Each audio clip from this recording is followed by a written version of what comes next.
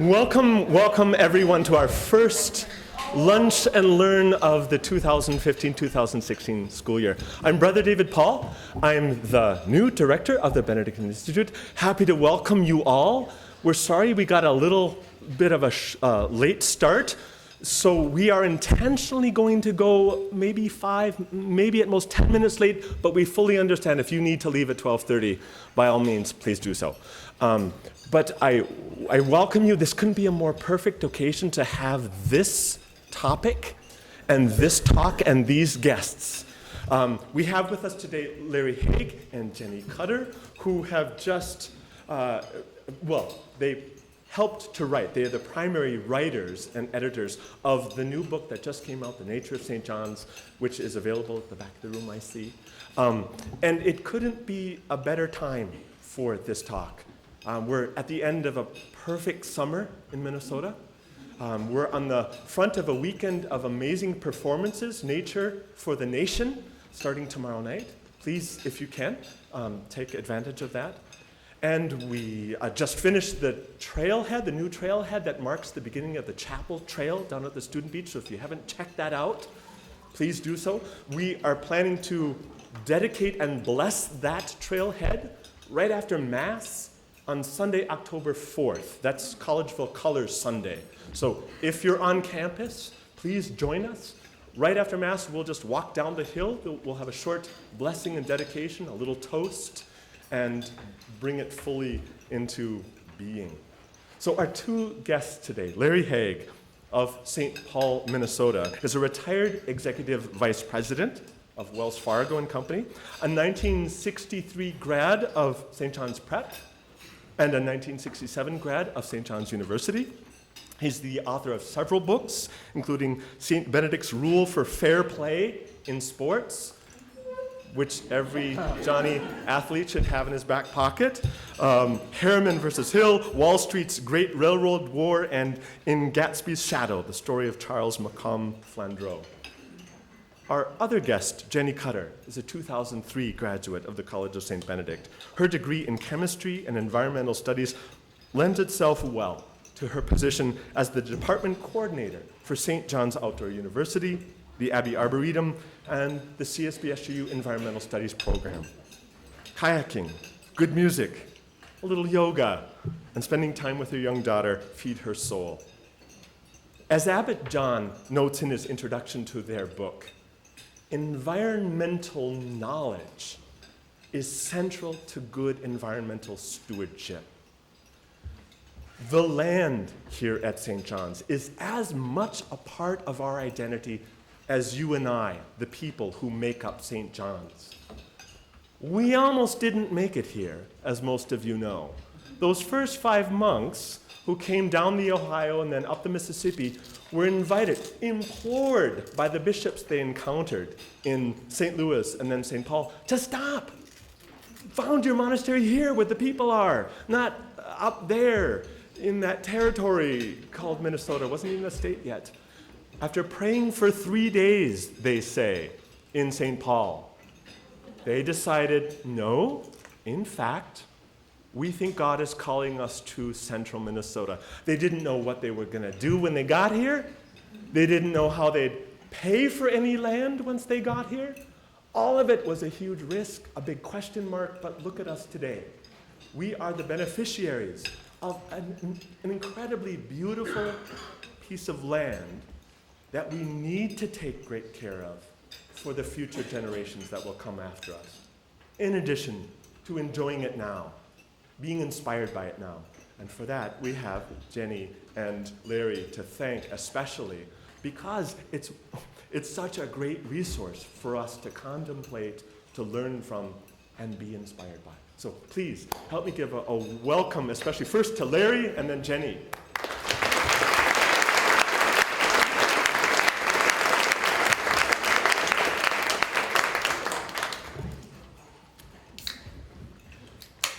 David, thank you so much. I remember him as a little toddler on campus with Jack and Rita, his mom and dad.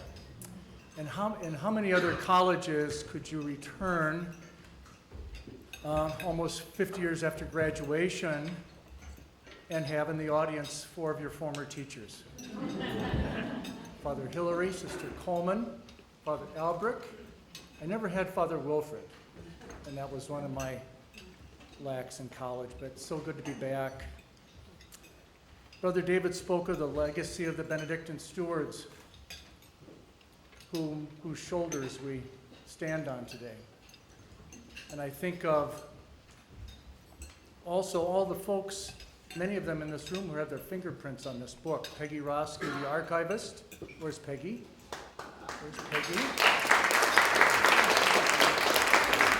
Brother Robin, I don't think, is here. He also had a major role in this with Doris Motter. Where's Doris? There's Doris.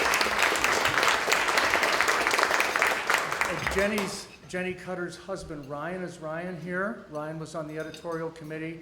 We had a gathering, a dinner on campus in the founder's room this past Friday, where there were about 3 dozen people present, including many from the Lit Press, who had a role in this book. So it's by no means not just Jenny and me. And then, of course, Tom Kroll, who's the manager of the Arboretum. Where are you, Thomas? This book would not be possible without all of their involvement and support. And Tom's going to speak as well and answer any questions you may have with Jenny about the Arboretum and the wildlife, the vegetation. Let me just speak for a minute about how this book came to be. It really begins in the modern world with Paul Schweitz. And if there's one headline I could take back, it would be the one on page 8, which refers to him merely as a forester monk. He was much more than that. He was the visionary for the Abbey Arboretum. For many years, that was a cow pasture out where the savannah is now. And then for 30 years, it lay fallow. And it was Paul's vision to restore it to its God-given form or beauty as wetland, as savanna, as prairie, as wildflowers. That was all Paul Schweitz. Paul was the one who made the leap to the thinking of 2,500 acres all as an arboretum. The whole 2,500 acres. So it's not merely a botanical garden or even a restored wetland. It's a large, naturally functioning ecosystem, the whole thing. And then once you make that leap to the preservation and management of 2,500 acres as a naturally functioning ecosystem, then you beg the question, well, for who? For who? For us. And then that calls the question, well, if it's there, where do we go? What do we look for? Where are the trails? And that's where you have to say, this is the missing link. This is what Paul, I think, eventually would have come around to doing had he lived. And Tom is nodding his head and saying, of course.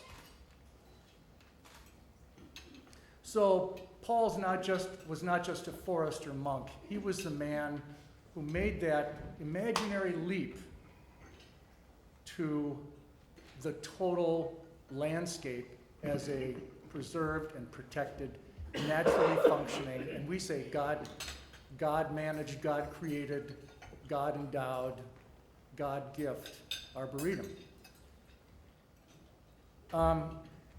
So this was envisioned not merely as a guide to nature, but also as a prayer book. And I remember Doris in one of our meetings saying, I want to hold this in my hand when I walk. I want to put it in my pocket, I want to take it out, I want to pray, and I want to learn. So that's where form follows function. A blog can't do it, a tweet can't do it, an email can't do it. I mean, all of this information is accessible in one way or another online. But the magic happens when you select and edit and package and condense and compact and select, as Jenny so brilliantly did with all the wildlife and the vegetation, and Tom did in his afterword, and Abbot John with a beautifully eloquent introduction that sets the table for welcoming you into the Arboretum. I had no idea what we were doing. I have no affinity for natural sciences. I get lost on trails, and it's like, what is this person doing? But Tom had the wisdom to say, okay, we have to protect Larry from himself and surround him with really bright people like Jenny and Ryan and Doris and all the others who worked on the book. And then it became a team effort. And Tom referred to it as my book. Well, it's not my book. It's St. John's book. And I think the breakthrough for us as a committee was when we grappled with the idea of how to structure the book. We knew we wanted meditation, we knew we wanted prayer, we knew we wanted examples of wildlife and vegetation, but what is the curtain rod that you build across the closet to hang everything on? And the inspiration was to organize it by trail. So it's structured by prairie wetlands and the Chapel Trail, and then you say, okay, what else is out there? And Tom said, well, you know, there's an old road out there. Well, let's call it the Old Road Trail. Well, there's a logging thing out there. Let's call it the Deep Woods Trail. And there's the Pine Knob over there near Sitchie Pond. That's the Pine Knob Trail. So once we had organized it by trail, everything just kind of magically fell into place. And then the moment came when the work had to be done, and we all said, well, somebody's going to have to select the wildlife and the vegetation, and they're going to have to write the descriptions, they're going to have to find the photographs for 100. This is a National Geographic full-time job for someone, and then all eyes turned to Jenny, who didn't blink an eye. So, okay, here we go. And it took us, I want to say, 3.5 years? And 3.5 years in terms of it would lay fallow for a couple months. And I'd get an email saying, where are we? I said, where are we with what? You know, I forgot. I totally forgot about the project. It was in a pile next to my desk at home. And then it just kind of had this energy that kept gathering and gathering, and then we turned the corner and we just took off. About a year ago, this thing just took off. And we knew we were going to do it. So a lot of the credit goes to Jenny for all the hard work behind the scenes. And I'm going to let her come up now and talk about her section of the book. She had a chance to meditate on one of the trails this morning about what she was going to say. So I can't wait to hear her remarks. So Jenny Cutter, welcome.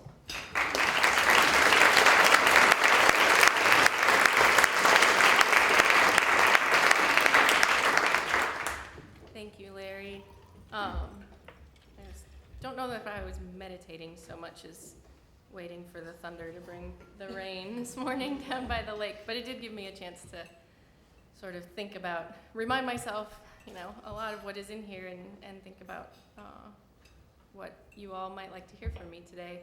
And what better place to do it than to go sit out and look across the shores of Lake Sag. I think I'd just like to start. I want to read a little bit of Abbot John's introduction, a part of it that really speaks to me and the importance and reason for this book. So we'll start with where he starts, grounded in a place. As a monk of St. John's Abbey since 1971, I have come to realize that Benedictine stability has to include both a commitment to a specific place and a commitment to a specific group of people. If you go to a place and there is no there, it's not a Benedictine place. I don't know what it is, but it's not Benedictine. Exploring, studying, seeing the place where one lives leads to a deep knowledge and love for the local environment and grounds one in a place. Of course, there are examples of communities that have destroyed their own local habitat. In the first 7,000 years of agriculture, overgrazing was one of the single most damaging practices that caused large tracts of land to be badly eroded or converted into desert. Human ignorance or the inability to change destructive practices can wreak havoc in any situation.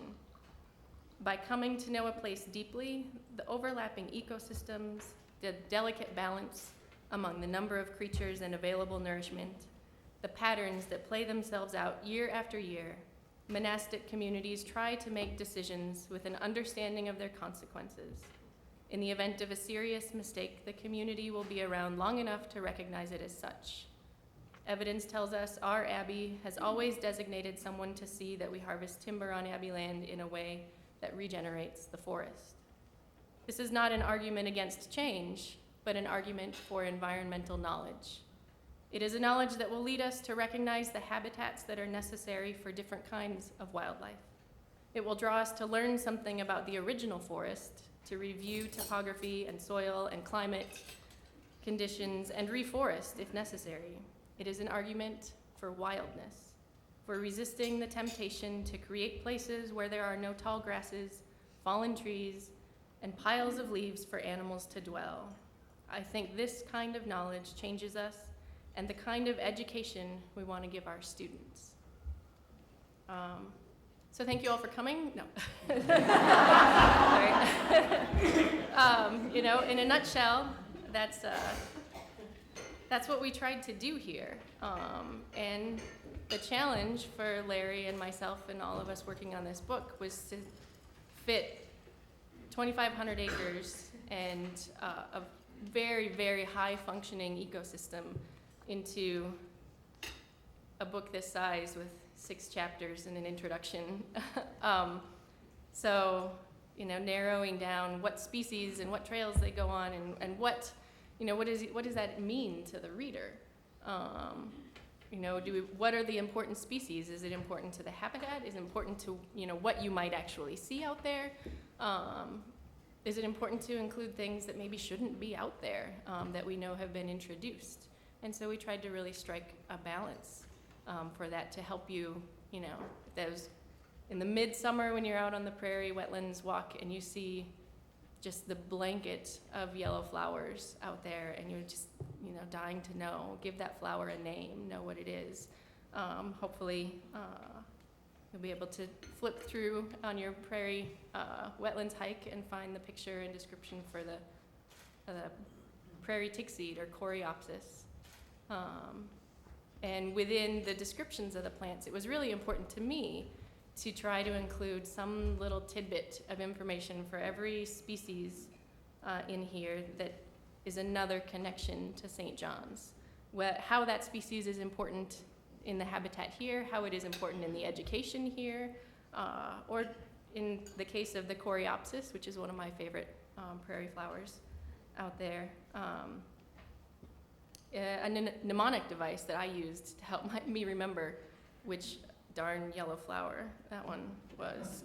Because the coreopsis, the Latin name, the coreopsis has, the leaves are very much like a crow's foot on that, and it's very, very distinctive on that flower. So I just took to calling it croweopsis, so that it would help me finally remember one of the yellow flowers out there. The rest of them are for somebody else to remember. So that, that was a challenge. 120 species in 6 chapters is a drop in the bucket. Not even a drop in the bucket of the kind of wildlife and things that you'll find out there, but we hope at least what is in here will give you a sense of how things are connected and evidence of something that you might see or might not see on each of the trails. The history pieces of the book that Larry, I've come to start calling us more curators, really, than editors, because that's what it feels like to me, gathering the names and descriptions of wildlife species, which MJ Bach in this room somewhere, I think, was very instrumental on the outdoor use staff in helping me with that. And then the pictures and the stories and the writings and everything that was already out there, as Larry said. We really just kind of had to pull together and curate into our little museum piece here. Curating that really gave me a renewed sense of this place. I'm an alum. I work here. I come here every day. We all do come here every day. And the combination of this book and the Outdoor Nation Campus Challenge, who knew I was going to work that into the talk today? Hint, hint. But the combination of these two things has really got me thinking so often about the distinction of this place and how we come here every day and we put in our time and we get our work done and we do all of the cool things that we all do here. And it's easy to forget where we are every day, and how extremely unique. I'm sorry. You get nervous and then you get emotional. It's just, what we have here is astounding in its history, in the vision of Father Paul. We're, not just stewarding the land, stewarding a community of the landscape and the ecosystem and the ecology of it, but also the spirituality, the recreation, the learning, the research. All of these things come together here in a way that is not really found just anywhere. And I know I forget that on a daily basis, without having something like this that is so easy to flip through, or something like, the Campus Challenge that forces us to get outside a little bit more often and really look and really see. And the more you learn about a place, the more you get the history of it and understand where it came from, the more connected you are. And that's just better for all of us. So I'm gonna get off my soapbox a little bit and I guess open it up for questions for me or Larry, or Tom has great knowledge of the history more in his head than I do. So if anybody has anything they'd like to ask about the process or the book or a story to anything. How do you anticipate using this for future programming with groups that come in, or community neighbors, or how do you anticipate programming being able? Well, I'm so glad you asked that. I think so Troy asked how we anticipate using this for future programming in the community, on campus, with neighbors or otherwise. And I think part of its design is that it lends itself well to so many different kinds of programming, from just being able to take it out on a specific kind of trail and have an educational piece that gives history as well as nature. And Tom Kroll has kindly offered to do that for the next 3 Mondays at 11:30 a.m. for anybody who's interested. To just meet at 11:30 outside the Abbey Church and just take whoever's interested out on a hike, with or without your book.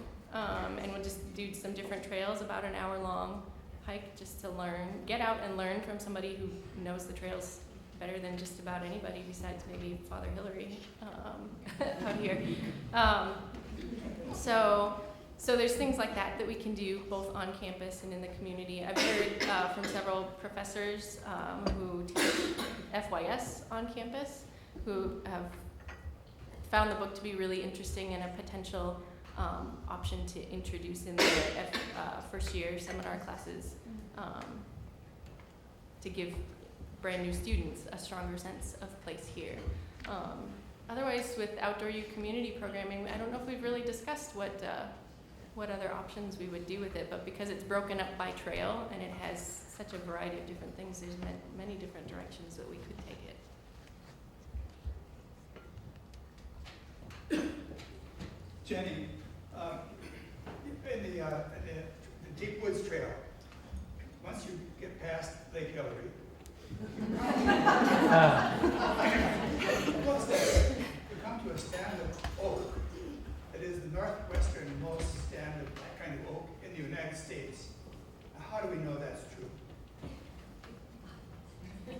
Tom Kroll.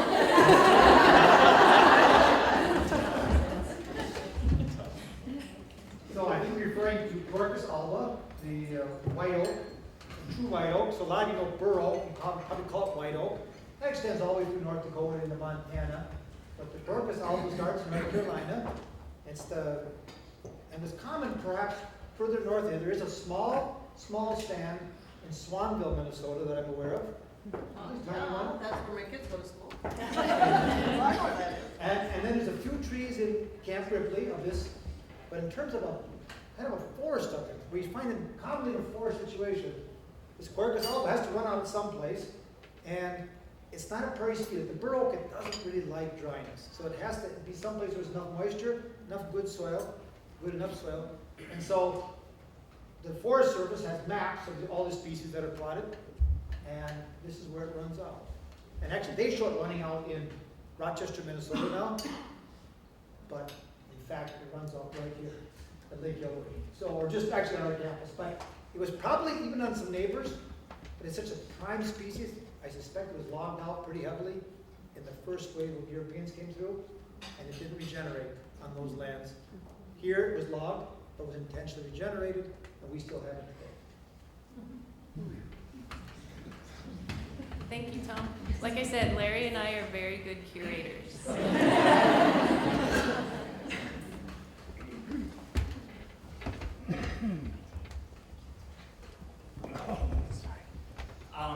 I've read just little pieces of the book, and it's so darn charming. I can't get over it. and by that, I think it's kind of it's so hospitable. The book is. That was all me, the charm. And maybe books like this always do that sort of thing, where you talk about a particular species of plant or whatever, so you go through the background, a beautiful picture, but then there's a little short piece. It'll say here at St. John, and then so that it says, you know, where you might find it most often, or on campus, or these other problems we have with these critters this time of year, so be aware of that, or, you know, is that typical? That's one question, but then because if it isn't, it should be typical for every book that's written like this. And the other question I had was, whose idea was this, because it's a brilliant idea in so many ways to bring what we have here to something that you can literally, as you so beautifully described, something you can hold in your hand?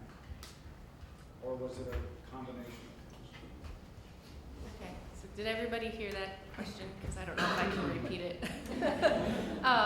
So this, starting with the species and the at St. John's section, that was a very deliberate, it was something that I felt very strongly needed to be in this book, to make that connection. Because honestly, there are field guides galore in the world that would do a much better job of helping you learn to ID species of any kinds, from birds to bugs to plants and trees.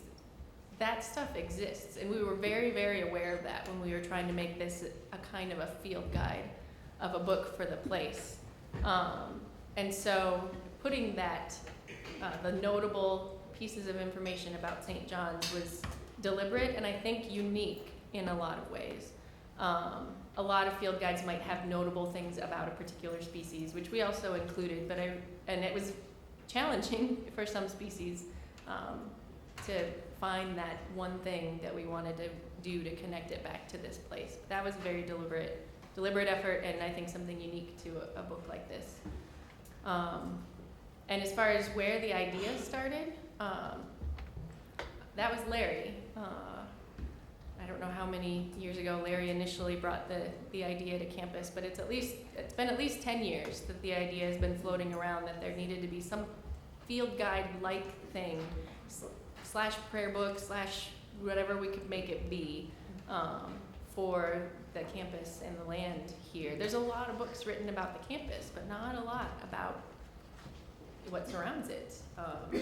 And so Larry has been floating this idea with others in the room for many years, but it was really the last 3.5 years that the final project kind of got honed into what we thought would be the most ideal book and the most accessible to the greatest number of people, the widest audience. This is probably a Tom Kroll question, but I'm grateful for the book and that you could take it on the trail, because I've been lost on the trail at least 3 times. But Tom, I'm curious, given that other discussion about the pines, is there, because of the way you've maintained the ecosystems, is there a particular species of plant or animal that you've seen emerge in your time here that's notable to you, or birds or anything?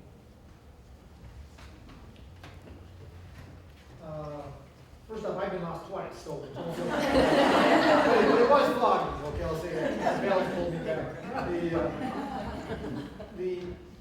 Some birds, like, same thing, like, there's actually Bob Russell, who's an ornithologist for the Fish and Wildlife Service, made a list of all the birds here a while back. Things like cardinals, fairly new, moving up. Sandhill cranes. How many saw a sandhill crane a few years ago, The swans back on the, So there is a change, we see things coming and going. And the passenger pigeon, which we have one mount here, this was one of the last nesting places, one of the last 2 known documented nesting places for passenger pigeons before they went totally extinct in Minnesota. Tasket Park and here. So, they hung on a long time too, so things do come and go. In terms of the plants, noxious things are the worst, like buckthorn, European buckthorn coming in. Poor St. Ben's has it even worse at this point, but that's everybody does, and we're trying to work on that. I'm trying to think if anything's disappeared lately. I don't know if anything's disappeared, certainly in my short career here. But one thing you will see, this is a tribute to extra CO2 in the air, is plants like CO2. Plus the photosynthesis, plants like CO2, that's what makes them grow, right? They need it. It's often a limiting factor. So with extra CO2, plants are really doing well. Like aspen are probably growing, according to the forestry, 16% faster than 20 years ago. The one plant that's super good at it, 160% faster than 20 years ago, poison ivy. And absolutely knows how to use that extra CO2. So those are changes you see too. But the life always changes. The ecosystem is adaptable, flexible, and I think we're grateful that Abby's been so good at preserving the base so that nature can sort of care for itself and we can be part of that job of the creation.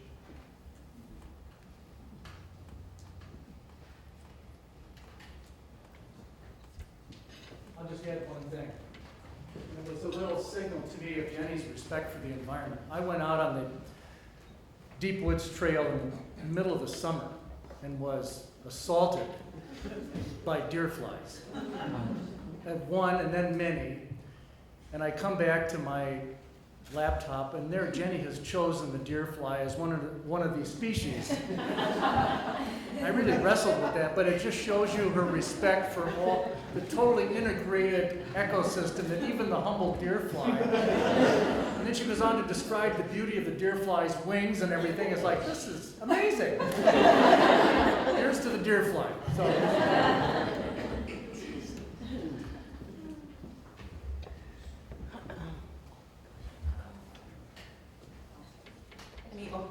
How about one more? One more. I was just going to ask, I was just looking at the tallest tree, I'm talking about the cottonwoods. I was just on a bike run out towards Madison, Minnesota. I don't know if you're familiar with the biggest cottonwood tree out there. It took 7 of us to put our arms all the way around this tree base. And so how big, it says 105 feet tall, how big around is that cottonwood that you talk about? I think 5 people around. Its diameter is about 50 inches, That's fine. Yeah, it was really cool to see, so it's nice to see that it's. In Madison, did you say?